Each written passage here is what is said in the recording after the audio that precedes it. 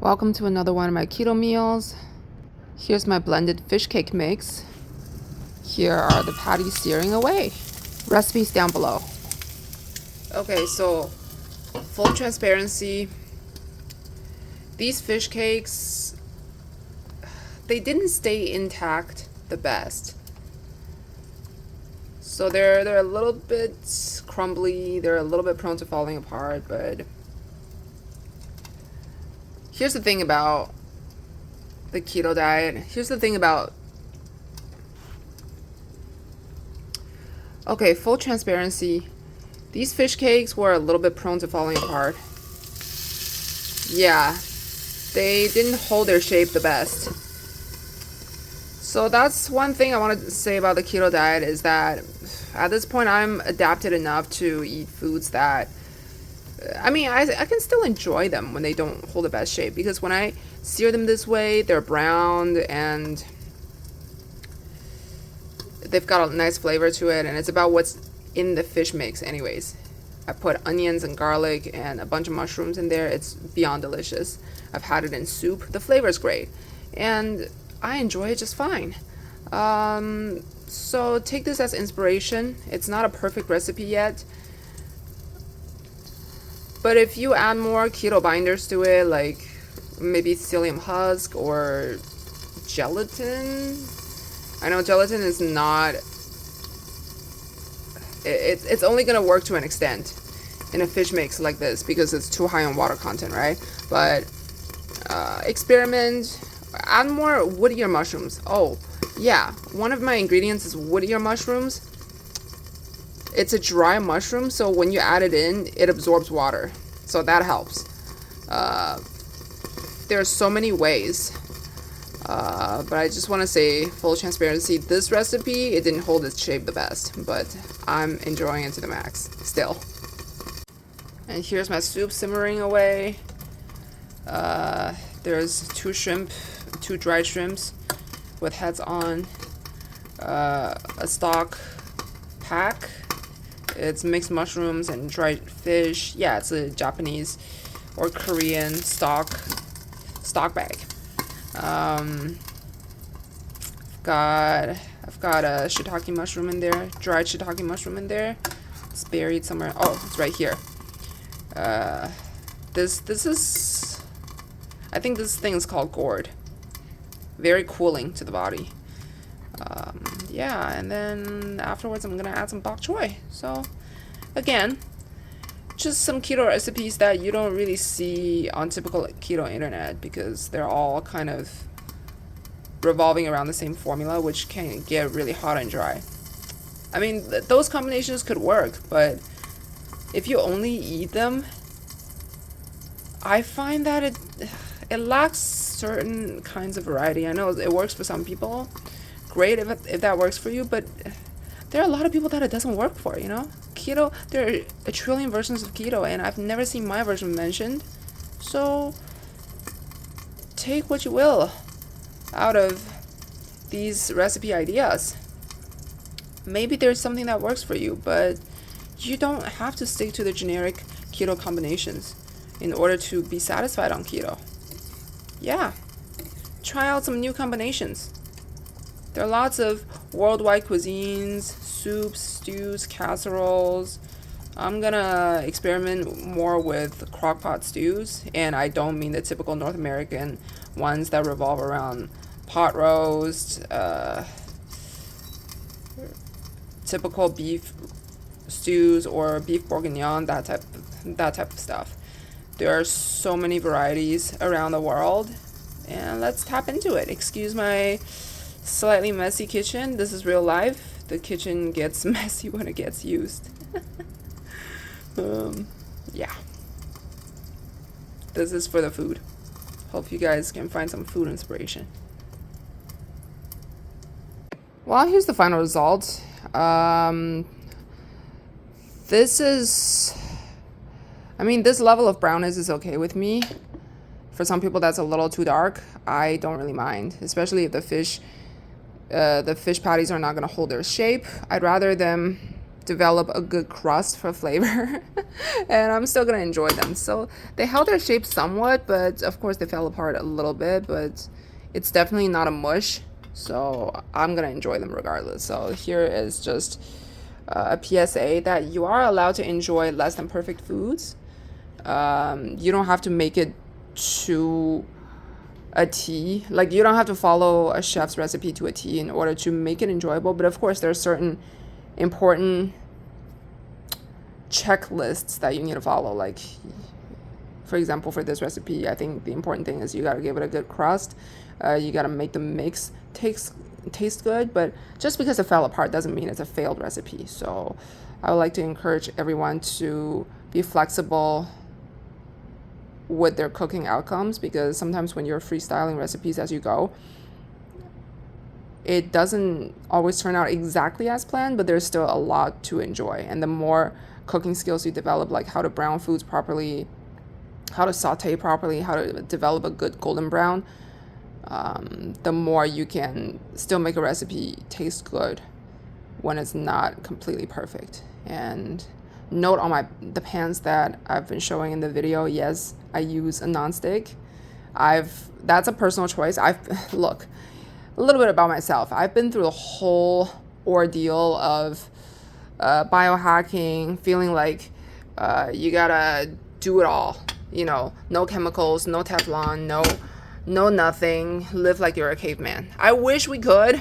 At some point, I even wish we could. And then I just find myself doing nothing and not eating enough when I'm that stressed out, and trying to check every box on the list. And yeah, trying to avoid all plastic. I try my best, but I do realize in the modern world, sometimes you cannot avoid certain types of plastic, right? So I'm not really perfect on the non-food front. All I can say is, on this lifestyle, what makes me feel the best immediate difference is staying in classic ketosis. And by the way, if you're looking at this and thinking that's a lot of vegetables, I do test my ketone levels with Keto Mojo, and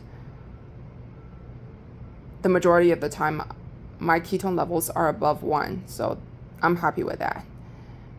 So this is what works for me. I've been eating my way and calibrating my diet, and obviously even when I include a lot of vegetables, there's still low carb vegetables, so I keep it in a range that works for me. And clearly the testing proved that it's been working, and I feel fine during the day. I feel great. I feel the keto high. So that's what matters to me.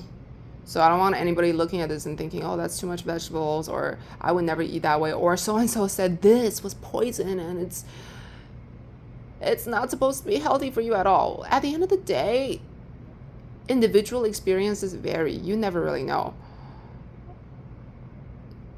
If we listen to all of that without the full context, we often just can't eat anything and can't do anything, and we end up starving. Trust me, that happens a lot more than we think. And in that case, we'd be better off eating the safe, conventional way. That includes carbs, but you cut out the processed foods. You know what I'm saying? So instead of aiming for so much perfection and taking in every little thing that internet experts say without the full context and assuming we have to follow all of them, we're not capable of following all of them. That's the reality. So here is me showing you a version that's very real life based, and I just want to let you know that honestly, the biggest difference maker is staying in ketosis. And of course, keeping 99% of what you eat whole foods. But I personally cannot afford to do everything organic, everything perfect to a T, like it's hand massaged and rubbed perfectly and cooked in perfect porcelain non-toxic dishes, yeah, but really 99% of the dishes I use are still stainless steel or cast iron. So for some recipes like this, if I have to use a little nonstick, I don't care. I hope that helps. I hope that helps ease up some people's nerves around perfection. Ease up the pressure around being perfect. You don't have to be perfect. Hopefully that gave you ideas on what areas that you can relax a bit with. All right? Happy cooking. I also want to share that I've tried a bite, and this has been super delicious. So one of the biggest things I want to come on here to share is that many of you might be looking at this and thinking, you say you're doing classic keto for mental health. How come it doesn't look very fatty? I just want to say I eat a lot more fat throughout the day. That's not necessarily with my meals. So this is an idea for those that are struggling to get adequate fat intake on classic keto. So the ways I get in fat when I cannot drown my meals in fat, because let me tell you from someone who's been through the whole keto food taste bad struggle for a long time. If you feel the pressure to drown your meals in fat, it's not going to taste good, and it's going to contribute further to you feeling like, there are no good keto options, keto doesn't taste good, and I can't do it. So this might just be what it takes to help you stick to it. And here's what you do: you just eat more fat throughout the day. Eat more fatty snacks like avocados. I snack on avocados in between meals. It's like one of my favorite snacks now. When I feel like grazing, I still have a habit of grazing. I don't really pressure myself to do all the fasting. I don't pressure myself to do fasting very extensively, but yeah, it's not like I graze very often either. I do have days when I don't snack at all, but if I do feel like getting something in my mouth just for the vibe of it, I am a foodie. Again, you are allowed to be a foodie and be on keto. So we're all different, you know. This is for the people who are foodies, who like the vibe of just snacking, especially when you're still in the beginning stages. You cannot go from your old eating habits to all of a sudden doing OMAD. And over fasting is actually more damaging than good. So here's the idea. If you want to snack in between meals, eat avocado or eat macadamia nuts or non-processed beef jerky. Although that's not always going to be fatty, but avocado and macadamia nuts are more on the fatty side. And honestly, the only other ways that I really enjoy are just bulletproof drinks. I call them bulletproof, but usually I just add a little bit of fat into my cup. That's it. I don't really blend it or anything, so call it what you want, or drinks with fats added. That's really what it is. One of my biggest favorites is pure hot chocolate with zero sugar, so 100% cacao hot chocolate with hot water, chocolate, and coconut milk. Full fat, all natural, non-processed coconut milk. And that boosts my fat intake. And 100% cacao chocolate also has a decent amount of fat, so that is a great relaxing drink when you're on keto, when you want a treat, or if you're in your cycle and you want a little bit of mood booster. It's very rich in magnesium, which is a great electrolyte. So yeah, just ideas like that. These are the ways I boost fat without feeling the need to dump fat on my meals, because boy, that gets disgusting real fast. I can't be the only one.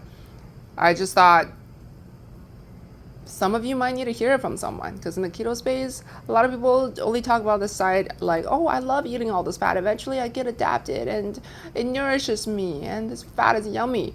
You don't really hear people saying they wish they didn't have to eat so much fat.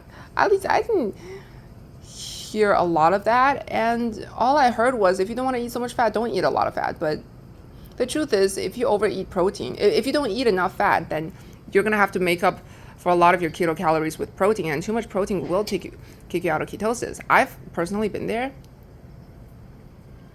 when my ketones are lowered from eating too much protein in one sitting or throughout the day. So yeah, I do think balancing the macro ratios is still pretty important. I think in classic keto, you're not supposed to eat unlimited amounts of muscle meat. Maybe for some people it's different. I'm open to that. But for me, it does make a difference. And I do want to keep the proteins pretty moderate. But this is the way I get in enough fat without dumping fat on the meals. So again, hope that helps some of you. That's just an idea if any of you want to use it. All right, a little update. This is my leftover batch after the last video. They're holding much better shape. I added a little bit of those Korean packed seaweeds. You know, one of those Gimme brand seaweeds. This one is made with avocado oil. Or is it olive oil? No, I'm pretty sure it's avocado. So yeah, you can choose a clean one, and then that's a moisture absorber. Yeah, it's holding much better shape. I also added a little bit more psyllium husks. So yeah, that's that. The flavor is amazing. It tastes like well-seasoned fish cakes with onion and garlic flavors. I really, really love it. So, hope you guys like it.